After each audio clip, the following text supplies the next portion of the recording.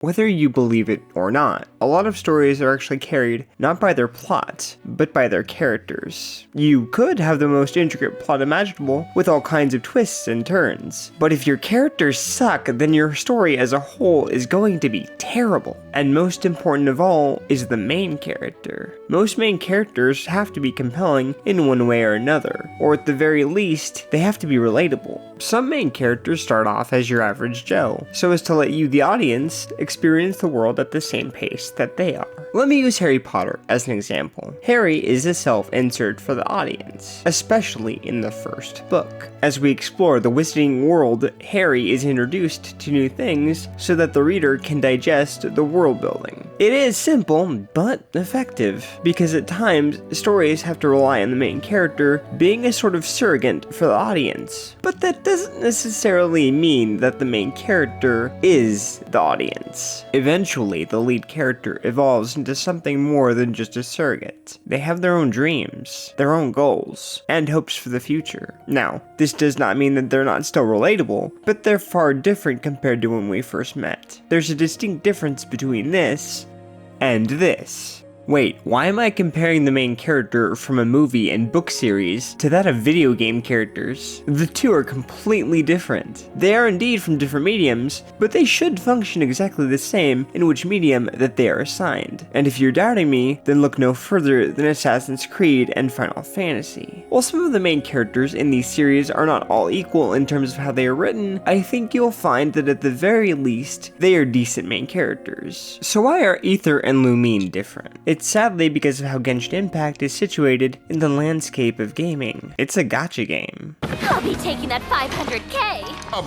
Fuck my... That's new though! Wait, just hold your horses. I'm not here to talk about the ethics of gacha. I just want to talk about how Genshin hinders its main characters. Because of this game and its wish system, we have a myriad of various intriguing characters. Every single one of Genshin's characters has at least some level of interest. Think of your least favorite character from Genshin. Let's use Razor as an example. Razor, in my opinion at least, is far more interesting than the Traveler could ever be. Every other character is far more important because they are trying to sell you that particular character. The main character? The one you get for free? Well, they hold almost no value to the company and therefore is by far the least interesting character out of the bunch. But really, it should be the opposite. The main character should be compelling, but these two are not. They're not allowed to be. During one of the quests in Fontaine, when we just averted the crisis in the Fortress of Meripede, we go around and talk to the NPCs and show how relieved we are that everyone is okay and get our bearings. But interestingly enough, when we talk, the more it seems they're not having a conversation with us, the Traveler, they're having it with Paimon. Speaking of which, I got a lot of comments on my Genshin is a failure video. In fact, I'm still getting comments on that video. And that's a good thing that a lot of discussion is being made there. But one comment that stands out in particular is the explanation as to why the Traveler doesn't speak, and why the Traveler and Paimon were on the beach for so long. The Traveler was simply learning the language. I'd like to take this moment to congratulate all the people that were paying attention, and for the mistake that I made. Despite the Traveler being garbage, some players took the time to go through the Traveler's profile and hear this bit of dialogue. You've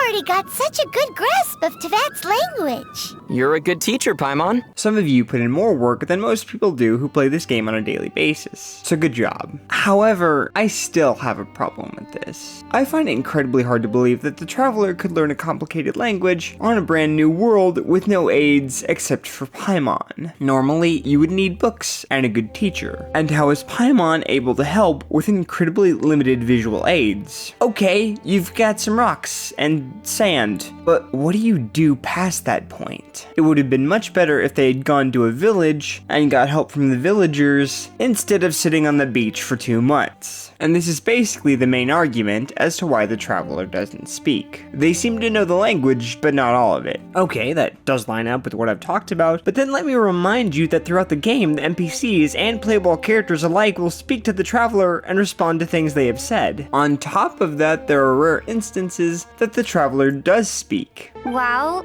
could you help me put up some missing person posters? So, with all this in mind, let me give you the real reason as to why the main character of Genshin Impact doesn't talk. Money!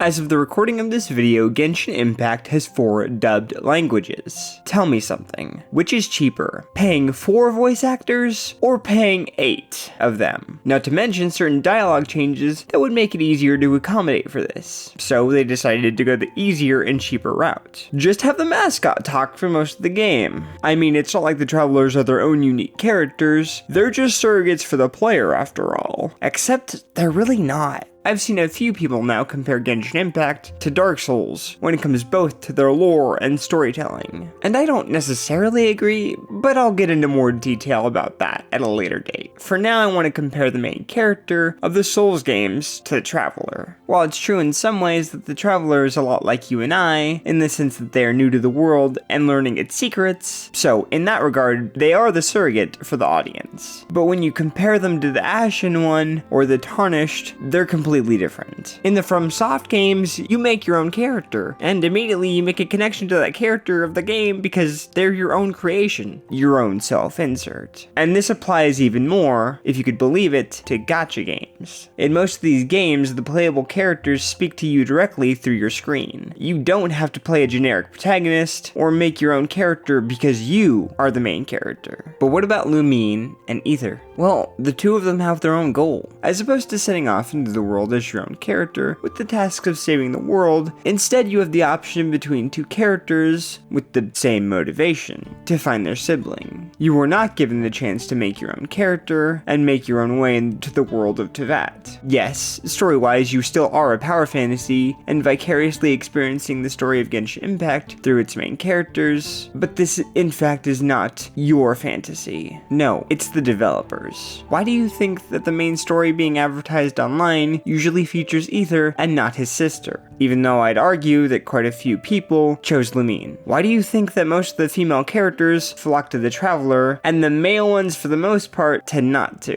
I think it's mainly due to the fact that this is the developers' fantasy and not the players. They know that the majority of their players are male and will buy their waifus. However, the irony here is that most players, who are the men, will pick Lumine because, well, waifu. Some of you gave me flack for not covering Dainsleif in my essay. I say this with the utmost sincerity. I forgot. Because those quests are fewer and far between, I had forgotten to include him. But is it just me? Did I simply forget because I didn't care? Because if that's the case, I don't think I'm the only one. I think a lot of players tend to forget about the main story until it appears. Another Dane quest will pop up, and I think a good chunk of us will say something like, "Oh yeah, it's you! I kinda forgot you were a thing." Now, I'm sure there's at least one of you that didn't forget and actually cares about the story. I'm glad. But try to understand that at some point, I simply pretended to care. At some point, I had interest in the main story to find our sibling, and slowly but surely, I simply stopped caring. Because why should I care about finding my sibling when I could just take Klee to Disneyland in a bottle? Why should I care about finding my sibling when I have the world's problems to solve? And so now, at this point, I came to the realization that I was pretending to care about the main quest of Genshin Impact. Sadly, I think most of us did. I think most of us stopped caring about the main point of the story. We simply stopped caring about the main campaign. And sadly, we stopped caring about Aether and Lumine. And if you're thinking right now that they wouldn't make very interesting characters, then check out Notable's channel. He's an animator that makes amazing 3D content, and I think he makes a compelling case for 2 protagonists being viable. But sadly, I think Genshin Impact and the developers don't really care. And I think it's time for us to stop pretending that we do. Hey guys, thanks so much for watching. If you liked anything you saw, be sure to leave a like and subscribe. I've got some future anime and gaming related content coming in the future, so stay tuned. Thanks so much guys. Till next time.